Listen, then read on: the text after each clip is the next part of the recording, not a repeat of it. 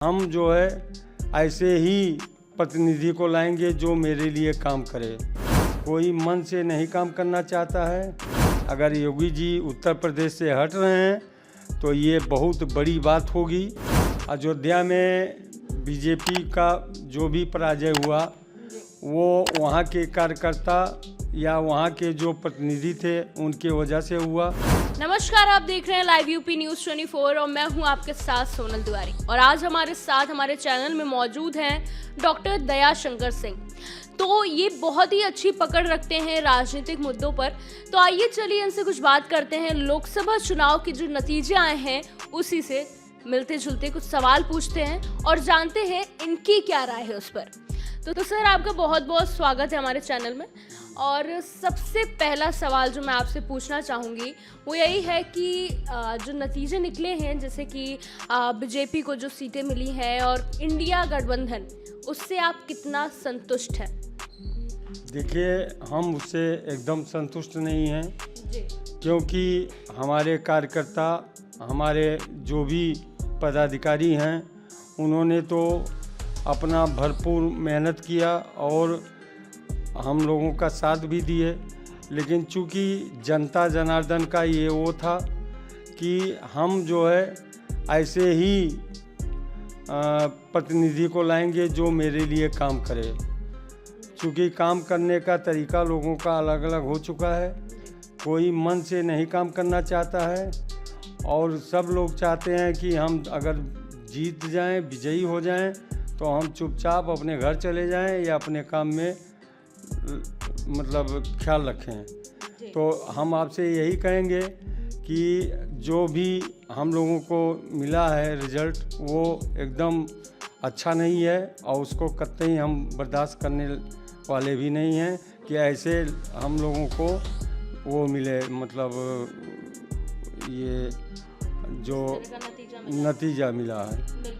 और वहीं अगर खासकर उत्तर प्रदेश की बात करें और अयोध्या की बात करें तो वहाँ के जो नतीजे निकले हैं वो काफ़ी हैरान कर देने वाले हैं। क्योंकि हमने जो एग्जिट पोल में देखा और जो देखा जाए जिस तरीके से राम मंदिर को लेकर चीज़ें चल रही थी, उससे ये बिल्कुल भी उम्मीद नहीं थी कि उत्तर प्रदेश खासकर इस तरीके से कई सीटें हारेगा।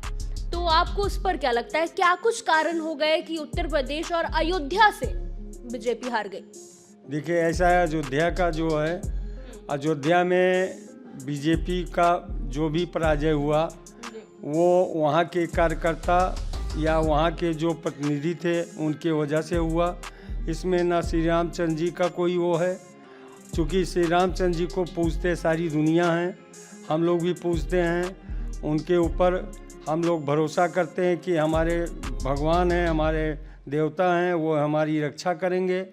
और ऐसा कतई नहीं है, क्योंकि जब कोई भी कार्यकर्ता या कोई भी प्रतिनिधि अपना सुचारू रूप से ढंग से काम नहीं करेगा तो उसको पराजय मिलना ही मिलना है। मतलब लल्लू सिंह जो कि भाजपा के प्रत्याशी थे, उनका काम नहीं सही था।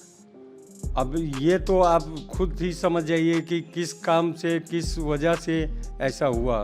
मतलब आप जैसे कि इसमें बहुत अच्छी पकड़ रखते हैं, तो मैं ये बात आपसे जानना चाहूँगी कि क्या एक सबसे बड़ी मुझे वजह बता दीजिए जिस वजह से अयोध्या में हार का सामना करना पड़ा। वजह प्रतिनिधि जो हमारे थे उनका या तो चुनाव गलत हुआ या तो उनका कार्य गलत हुआ या वो कभी भी अपने कार्य में तन मन धन से लगे नहीं। यही मेन कारण था कि उनका पराजय हुआ। बिल्कुल।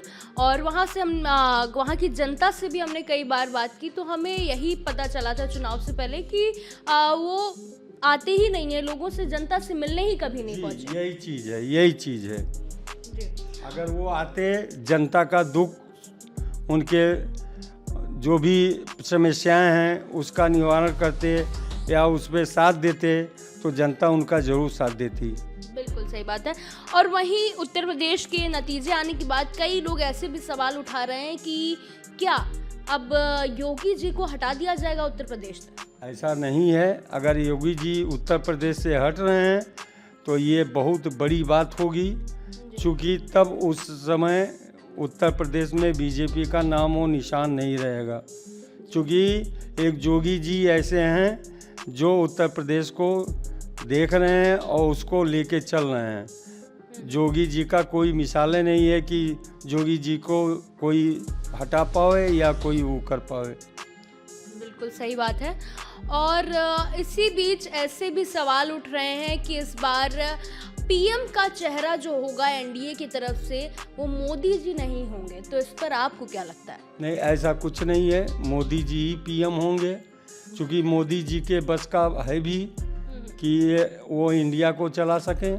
बाकी किसी में इतना दम नहीं है जो इंडिया को चला सके। बिल्कुल सही बात है। और एक आखिरी सवाल जो मैं आपसे पूछना चाहूँगी वो ये है कि कई लोग ऐसा कह रहे हैं कि इस बार इतनी सीटें कम हुई, पिछली बार के अगर मुताबिक देखा जाए तो इस बार काफ़ी सीटें कम हुई हैं, तो आने वाले 5 सालों में और भी कम होंगी और इंडिया सरकार बनाएगी, क्या लगता है? ऐसा कुछ नहीं है।